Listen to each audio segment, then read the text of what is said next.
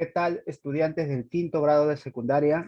Les habla el profesor Guzmán Berrocal para continuar con las clases en el área de ciencia y tecnología, correspondientes a la experiencia de aprendizaje número 4.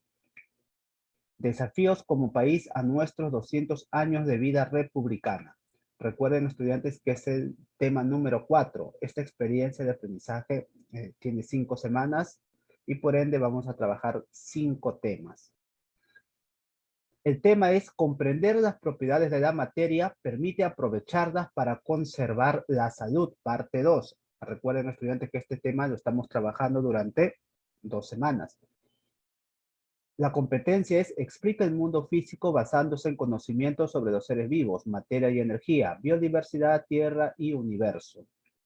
El propósito de la sesión es analizamos qué son los principios activos, cómo se determinan y cómo es muy importante la comprensión de la estructura de la materia para realizar el estudio de estos principios activos.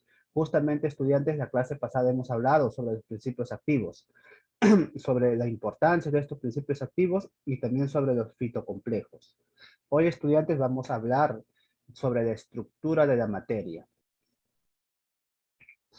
Muy bien, estudiantes, recordemos lo que aprendimos en la clase anterior. En la clase anterior hablamos sobre los principios activos, ¿verdad?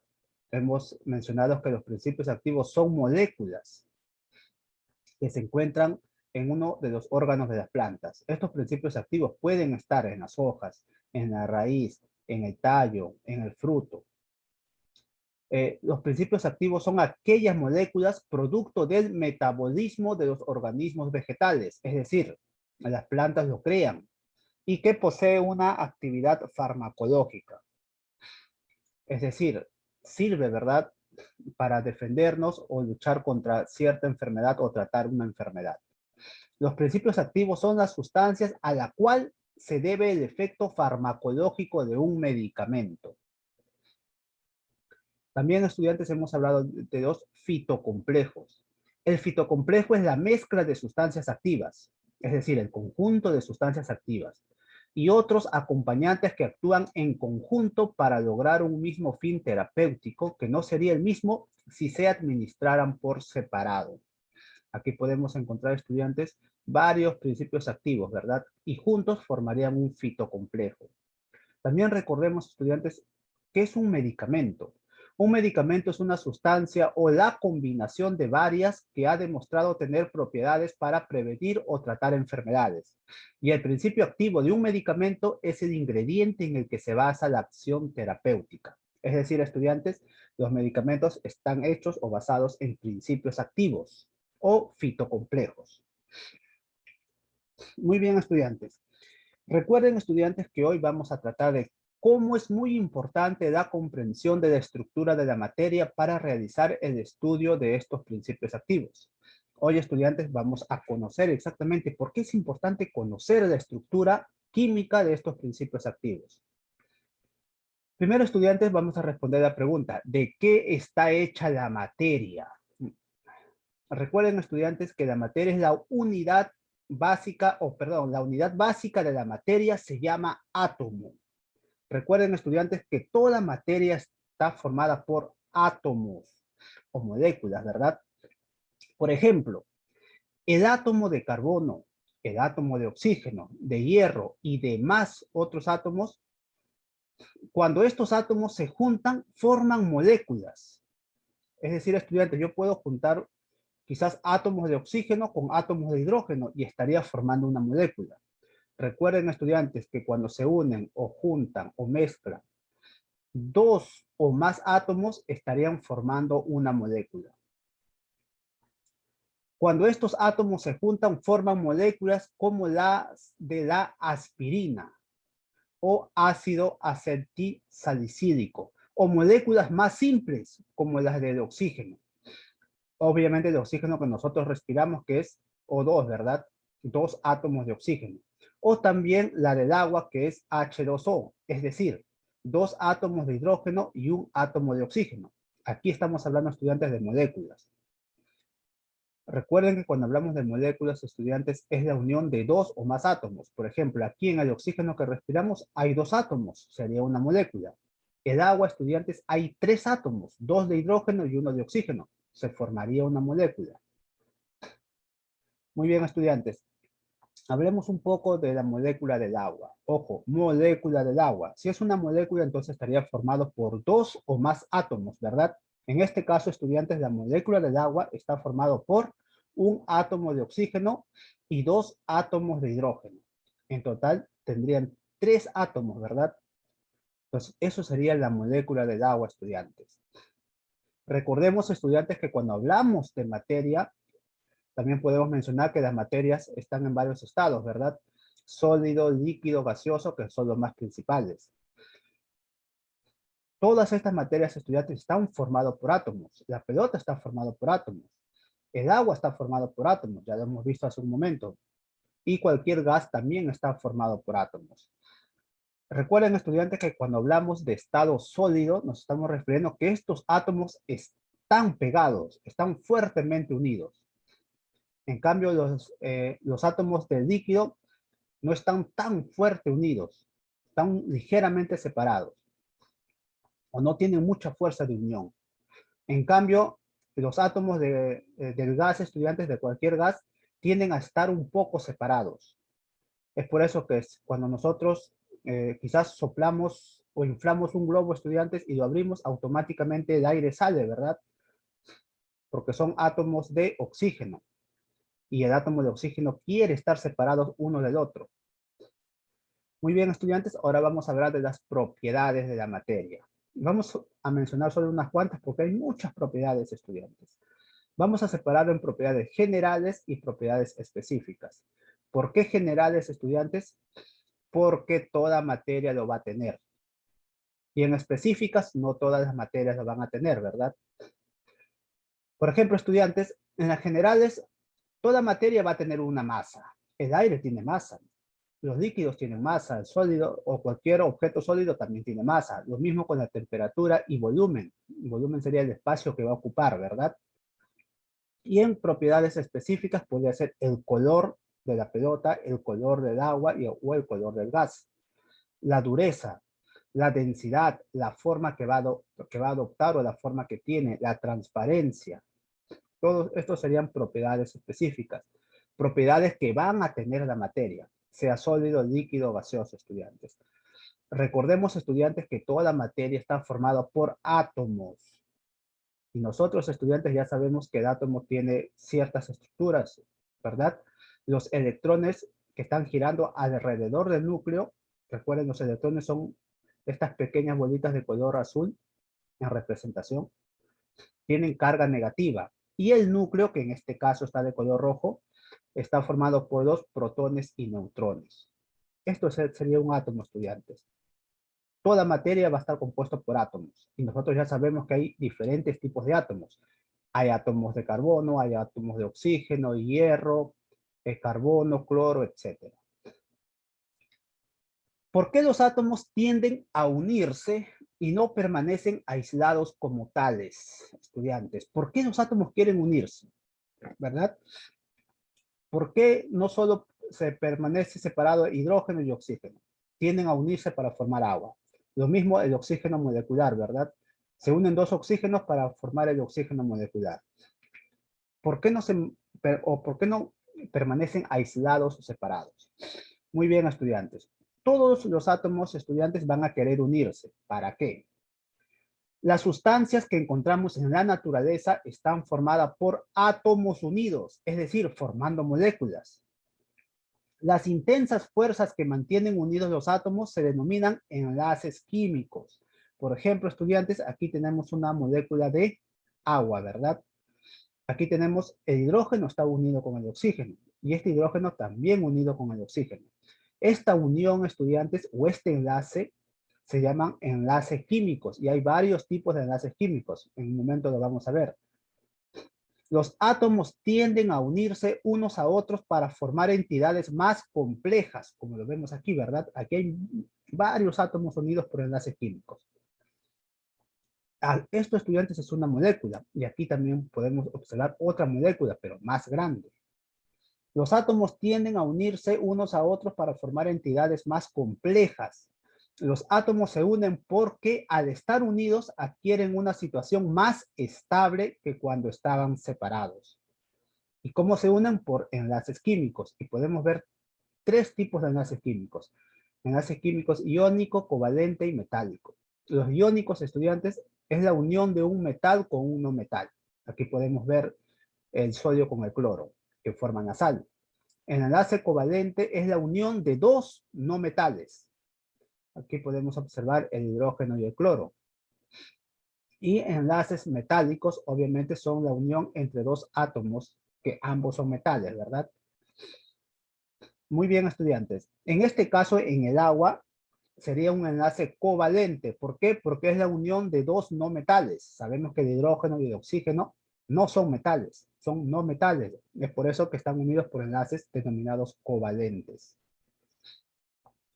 Muy bien, estudiantes. Pasamos a la siguiente pregunta. ¿Por qué un átomo de cloro se une a uno de hidrógeno? Y, sin embargo, un átomo de oxígeno se combina con dos de hidrógeno. O uno de nitrógeno con tres de hidrógeno. Muy bien, estudiantes. Simplemente esto lo vamos a responder. ¿Por qué? Porque todo átomo quiere estar estable, ¿verdad? Y para estar estable necesariamente tiene que formar un octeto. Ustedes se preguntarán, ¿en qué consiste el octeto? Muy bien, vamos a hablar sobre el octeto, estudiantes. Los átomos se unen porque al estar unidos adquieren una situación más estable que cuando estaban separados. Eso lo vimos en la respuesta anterior, ¿verdad? Esta situación de mayor estabilidad suele darse cuando el número de electrones que posee los átomos en su último nivel es igual a 8. A eso llamamos octeto. Estructura que coincide con las de los gases nobles. Muy bien, ¿en qué consiste la regla del octeto? La regla del octeto establece que los átomos de los elementos que enlazan unos a otros en el intento de completar su capa de valencia, es decir, la última capa de la electrósfera, van a formar 8. La denominación regla del octeto surgió en razón de la cantidad establecida de electrones para la estabilidad de un elemento. Es decir, el átomo queda estable cuando presentan en su capa de valencia 8 electrones. Es decir, estudiantes, cuando van a formar o se va a formar una molécula, necesariamente tiene que formar esta regla. En su última capa de electrones debe tener 8 electrones.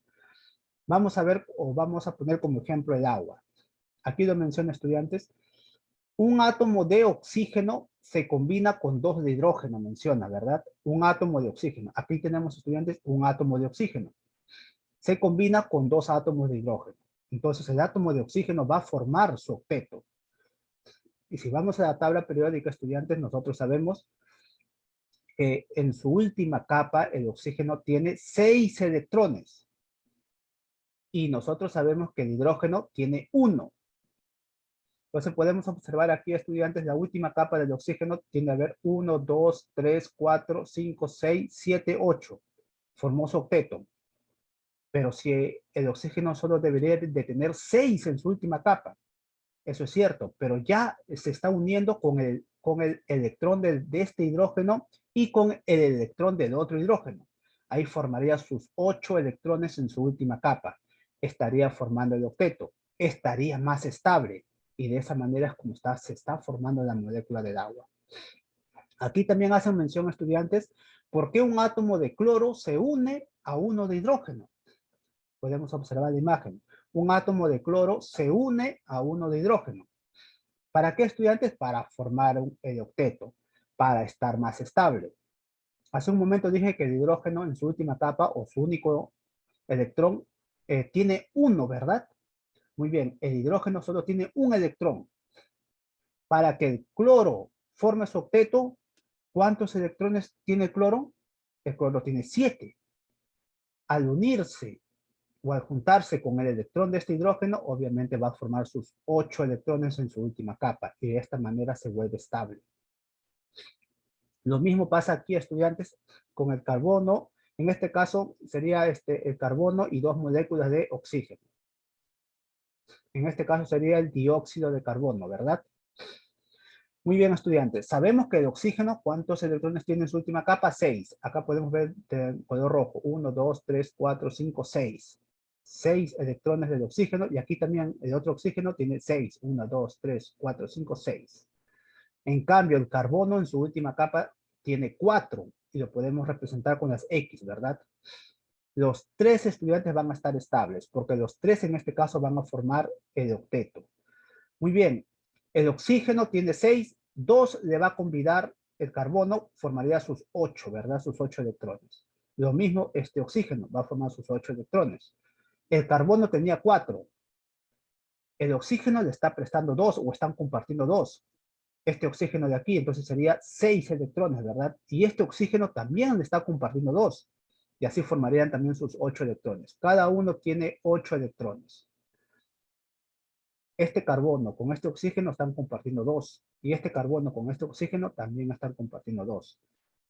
Los 3 átomos estudiantes estarían formando sus 8 electrones o estarían formando su octeto. Lo mismo pasa con el cloro, ¿verdad?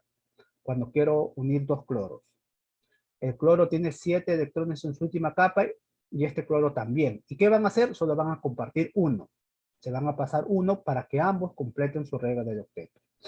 Y esa es la respuesta, estudiantes, a la pregunta de por qué un átomo de cloro se une a uno de hidrógeno. Porque toda molécula quiere estar estable.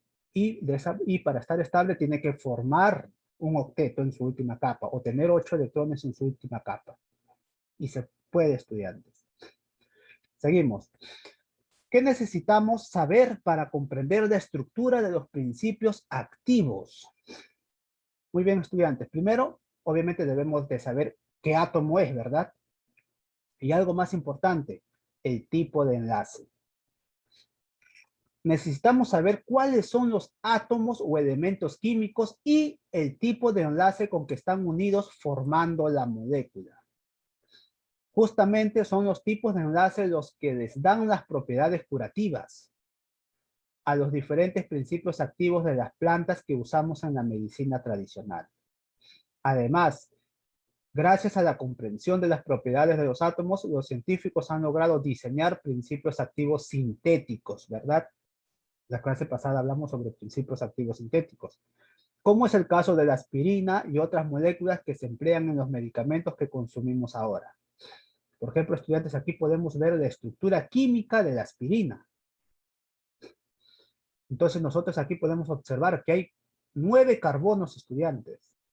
Hay 8 hidrógenos y 4 átomos de oxígeno. Entonces, estudiantes, es de esa manera, ¿no?